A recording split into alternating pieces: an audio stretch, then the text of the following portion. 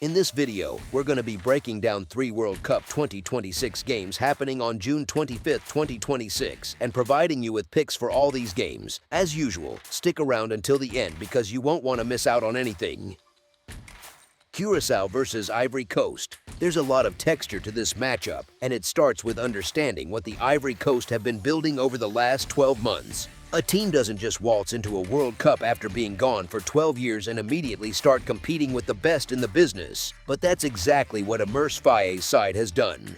They went unbeaten across 10 qualifying matches in CAF, winning 8 and drawing 2. And here's the part that makes you lean forward in your seat. They didn't concede a single goal in any of those 10 fixtures.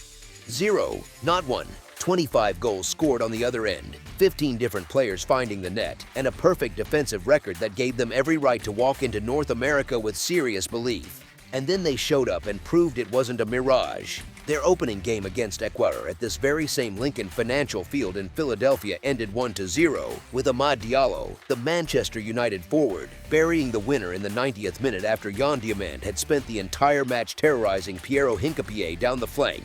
Against Germany in Toronto, they led through a Frank Kessie finish in the 30th minute and were level until Deniz Undav came off the bench and broke their hearts with 2 goals in the final stretch. Ivory Coast didn't shrink against 4-time world champions. They were equal on expected goals and probably deserved a draw. Before the tournament even started, they went to Nantes and beat France 2-1 in a friendly where Didier Deschamps admitted his players couldn't handle the Elephants' pace in the second half. Now take that resume and line it up against what Curaçao has shown. The Blue Wave carry one of the most beautiful underdog stories this tournament has ever seen, but sentiment doesn't cover a spread. Their 7-1 loss to Germany on matchday 1 remains the most lopsided result of the entire group stage. And while their goalless draw with Ecuador was heroic, it masked some deeply concerning numbers.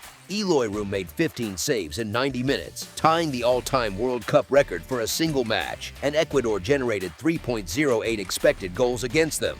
Across 2 group stage matches, Curaçao have allowed 27 shots on target. That's a staggering volume for any defense to absorb, and it only worked once because Ecuador kept firing into Room's gloves instead of the corners. 3 of Curaçao's last 5 matches overall have been lost by a 3-goal margin or more, and the pattern is hard to ignore when you zoom out. But here's where this game really tilts. Dick Advocat's team cannot afford another 0-0. A draw does absolutely nothing for them because their goal difference sits at -6, meaning only a win gives them any prayer of advancing, and even that requires help from Germany against Ecuador in the other simultaneous fixture. So Curaçao have to come out of their shell. They have to push numbers forward, they have to take risks, and they have to abandon the deep defensive bunker that kept them alive against Ecuador. For Ivory Coast's attacking weapons, that open field is an invitation. Yan Diamand, the 19-year-old from RB Leipzig who posted 12 goals and 8 assists in the Bundesliga this past season, created 5 chances against Ecuador alone, more than any other player on the entire opening matchday of the tournament. He completed 15 progressive carries in that single game. Amad Diallo, who's already scored in 2 of Ivory Coast's last 3 matches, provides a completely different threat from the opposite side. And in the middle, Angione Boni at Inter Milan and the experience of Captain Kessie give Faye's side control through every phase of play. This is a team with 9 forwards in their 26-man squad, with creativity from everywhere, and they're about to face a defense that must push up.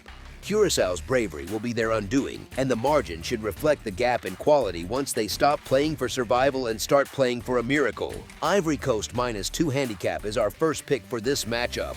The question of how many goals we'll see in Philadelphia comes down to one simple reality. Curaçao don't have the luxury of playing conservatively anymore. When Room was standing on his head against Ecuador, he was doing it behind a back 5 that was perfectly content to park the bus and celebrate a point like a trophy. That strategy is gone. An island nation of roughly 155,000 people, the smallest country to ever qualify for a World Cup, now needs to go toe-to-toe with one of the deepest attacking sides in the entire tournament, and they need 3 points doing it. That changes everything about how this game will flow. When Curaçao opened up even slightly against Germany, the floodgates opened. 4 of those 7 goals came in the second half as fatigue crept in and gaps widened.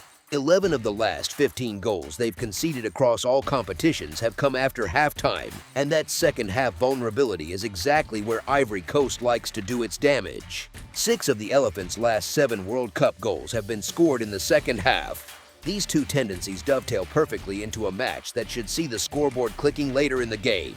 Ivory Coast themselves have shown a willingness to give up chances. Their qualifying perfection defensively hasn't carried over to the tournament stage where they conceded against both Germany and France. This is a team that pushes bodies forward in waves, and when Curaçao are forced to push back, there will be transition moments on both ends. Livano Kamenencia, the FC Zurich midfielder who scored their first ever World Cup goal against Germany, has the pace to cause problems on the break.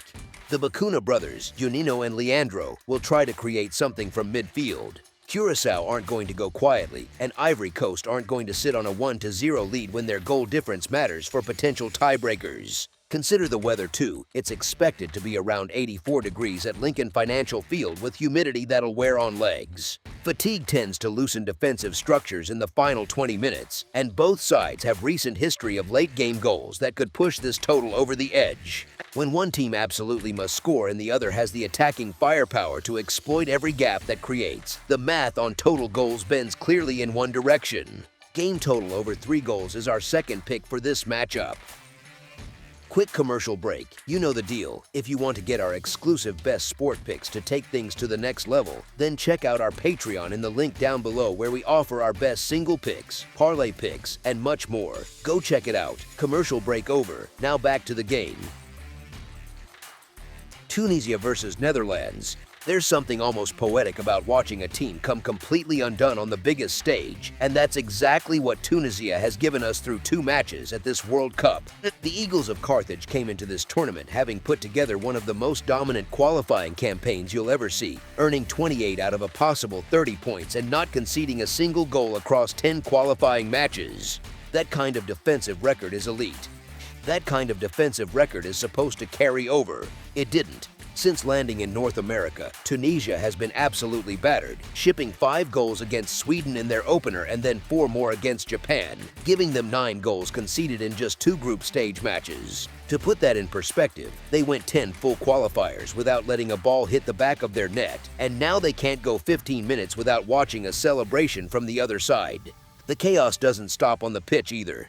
Tunisia became the first team in Men's World Cup history to fire their manager after just 1 match day when they sacked Sabri Lamouchi following that Sweden debacle and rushed in Hervé Renard as a mid-tournament replacement. Renard, who's coached at 2 previous World Cups with Morocco and Saudi Arabia, couldn't change a thing. His first match in charge was a lifeless 4-0 loss to Japan, where Tunisia didn't even manage a single shot on target.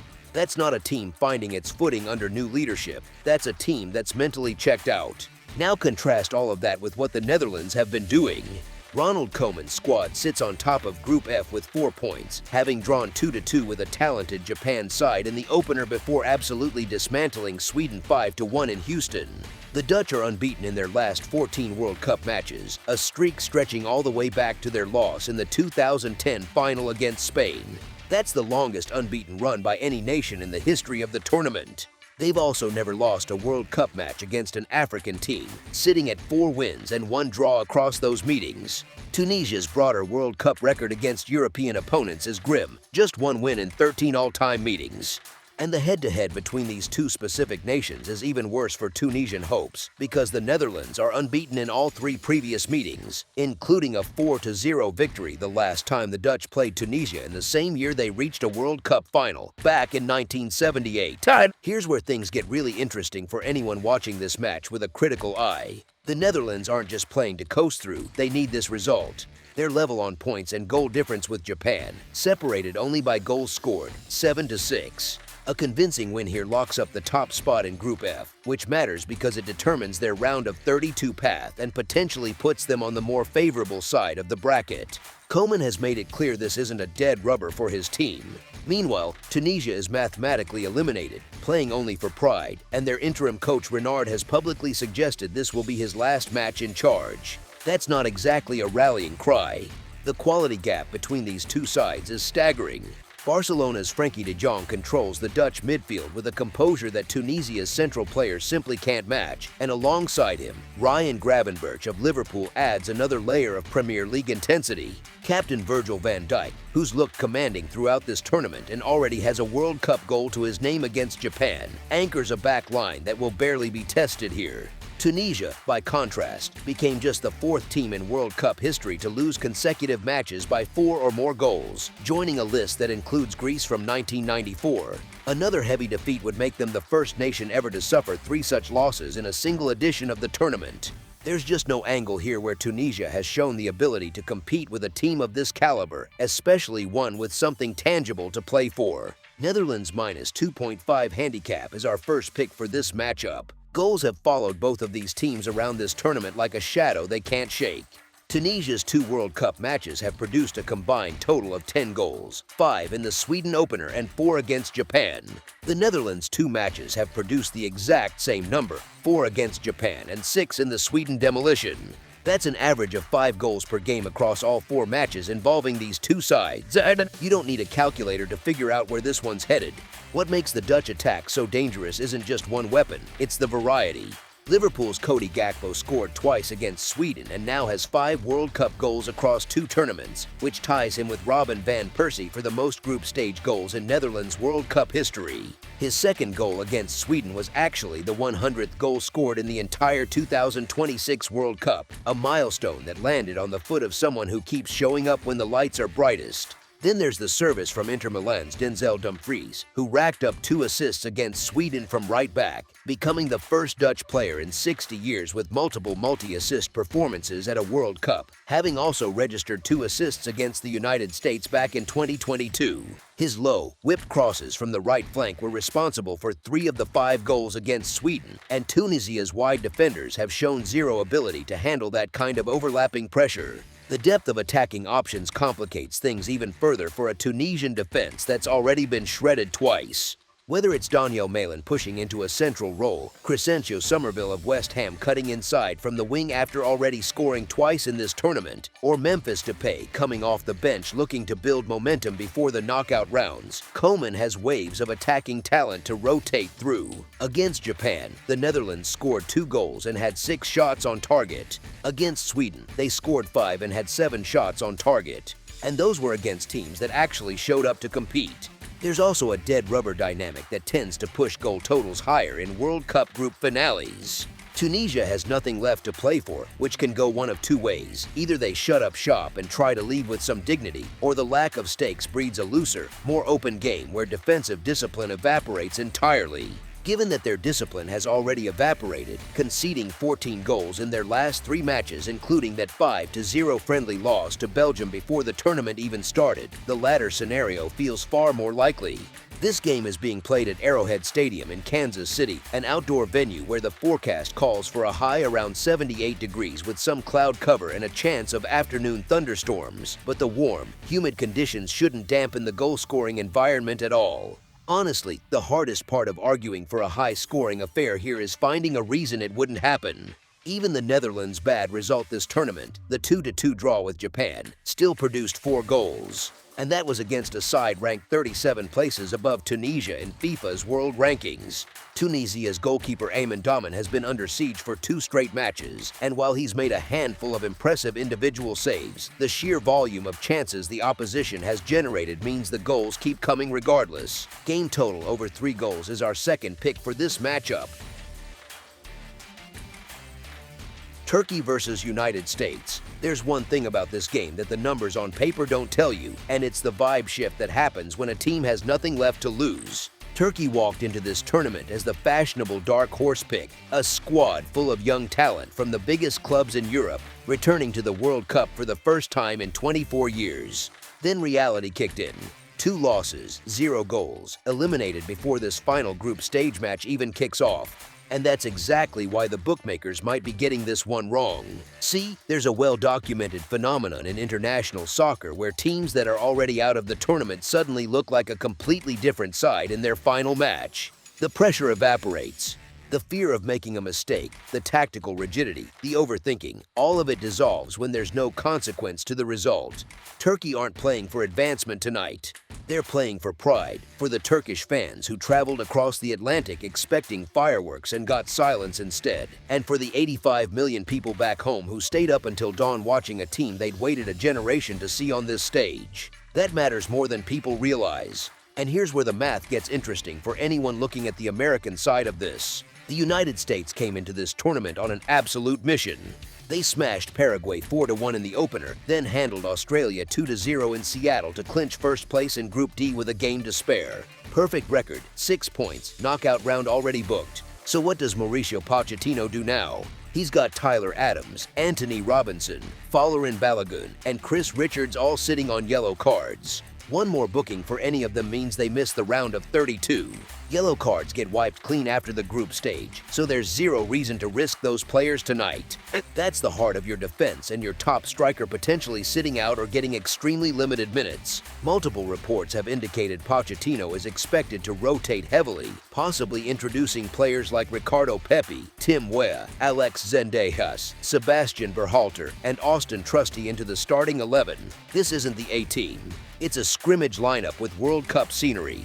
Even Christian Pulisic, the captain and best player on the roster, is only just returning from the calf injury that kept him out against Australia, and there's a real chance Pochettino only gives him a brief cameo rather than risking any setback before the knockout rounds. Now, flip back to Turkey. Arda Güler plays for Real Madrid.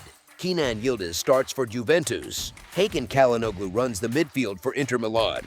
These aren't players who lack quality. They're players who've been suffocated by the weight of a tournament that moved too fast, and opponents who sat deep and dared Turkey to break them down. Montella's squad is going to put out its strongest available 11 tonight because there's nothing to protect, no future round to save legs for, and the only thing on the line is professional reputation. When you've got a full-strength squad from one team facing what could be a heavily rotated version of the other, the gap that exists on paper shrinks in a hurry. And honestly, the head-to-head record tells you everything about how these two nations match up. They've met 5 times across all competitions, and the series is split dead even, 2 wins apiece with a draw mixed in. The most recent meeting was a friendly just over a year ago in East Hartford, Connecticut, where Turkey won 2-1 with goals from Güler and Kerem Aktürkoğlu inside a 3-minute span in the first half. Before that, the United States had taken consecutive friendlies in 2014 and 2010, both finishing, you guessed it, 2-1. Turkey's other win came at the 2003 Confederations Cup, same scoreline. 4 of the 5 all-time meetings between these nations have ended 2-1. This is not a matchup where one side dominates the other. It's historically been a coin flip, and tonight that coin flips toward the side that's playing with full commitment versus the side that's deliberately holding back. Turkey plus 0.5 handicap is our first pick for this matchup. So let's talk about how many goals end up on the board when these two take the field at SoFi Stadium tonight. The storyline that's grabbed all the attention this week is Turkey's scoreless run, 180 minutes of World Cup football without finding the back of the net. 0 goals, yes, but the context behind that 0 is absolutely wild. Turkey have launched 62 shots across their 2 matches, more than any team has ever taken without scoring in a comparable stretch at the World Cup since tracking began in 1966. Against Australia in Vancouver, they fired 30 shots and generated an expected goals number north of 1.7, dominating possession at 72% but watching goalkeeper Patrick Beach make 8 saves, the most by a debuting keeper at this tournament. Against Paraguay in San Francisco, it got even more absurd. 32 shots, 5 big chances created, an expected goals figure that climbed above 2.1, and they somehow walked away with 0. Ken Uzun had a close-range effort saved in the 89th minute. Mary Demiral headed just past the post in stoppage time, and Deniz Gül sent a rebound straight into the keeper's chest from 6 yards out. Their combined expected goals across both games sit somewhere around 3.5 to 3.9 depending on the model. That's 3 or 4 goals that the data says should have gone in, and none of them did.